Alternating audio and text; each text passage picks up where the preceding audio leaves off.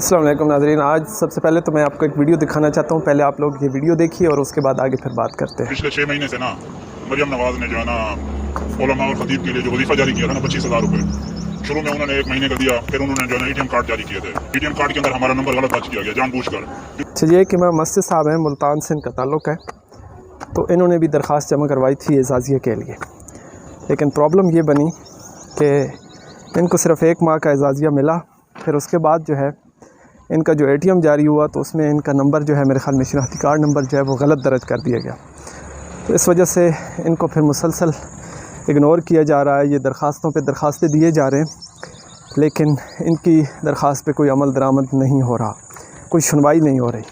ٹھیک ہے، اور یہ بتا رہے ہیں کہ مسجد انتظامیہ نے بھی وظیفہ بند کر دیا ہے، اس لیے کہ جب گورنمنٹ آپ کو وظیفہ دے رہی ہے تو ہم کیوں دیں. ٹھیک، تو حالات اس حد تک کشیدہ ہو چکے ہیں ان کے کہ پھر انہوں نے جو ہے قربانی تک نہیں کی. ٹھیک ہے، تو یہ حالات ہیں ان مولانا صاحب کے.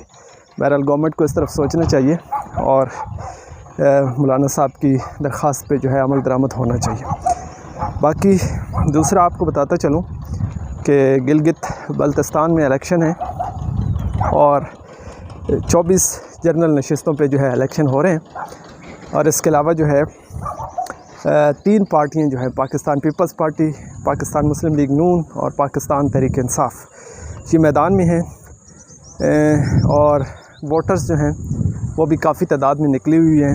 اب تک کی جو اپڈیٹس ہیں ان کے مطابق ابھی تک کوئی ناخوشگوار واقعہ پیش نہیں آیا. پولنگ جو ہے 8 بجے سٹارٹ ہو گئی تھی، اپنے وقت پہ سٹارٹ ہوئی تھی، تو لوگ بھی کافی تعداد میں نکلے ہوئے ہیں. ٹھیک ہے، اور اس کے علاوہ مولانا فضل الرحمان صاحب نے جو بلوچستان میں ایک جلسہ کیا ہے پشین میں، وہ بہت زیادہ جو ہے اس پہ تبصرے ہو رہے ہیں. ایک تو مین سٹریم میڈیا پہ وہ جلسہ دکھایا نہیں گیا، تو اس حوالے سے بھی تبصرے ہو رہے ہیں. مولانا صاحب نے آڑے ہاتھوں لیا، بڑی سخت تقریر کی، وہ بھی زیر بحث ہے.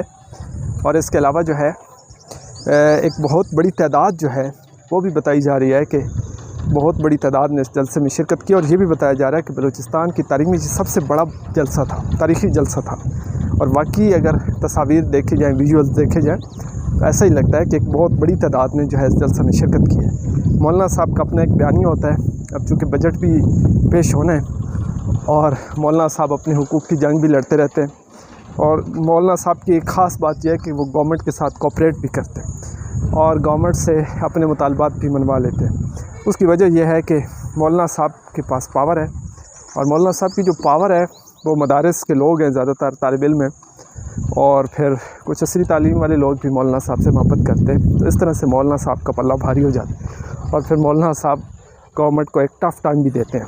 تو جتنی بھی حکومتیں آئی ہیں ہم نے دیکھا ہے، سوائے PTI کی حکومت کے، باقی سب جو ہے مولانا صاحب کو ساتھ لے کے چلتے ہیں. ٹھیک ہے، یہ مولانا صاحب کی ایک خاص بات ہے. باقی جیسی کوئی نئی اپڈیٹ آتی ہے تو انشاءاللہ اس سے بھی آپ کو آگاہ کریں گے. تو آج کا ولاگ یہیں پہ ختم کرتے ہیں. ویڈیو دیکھنے کا بہت شکریہ.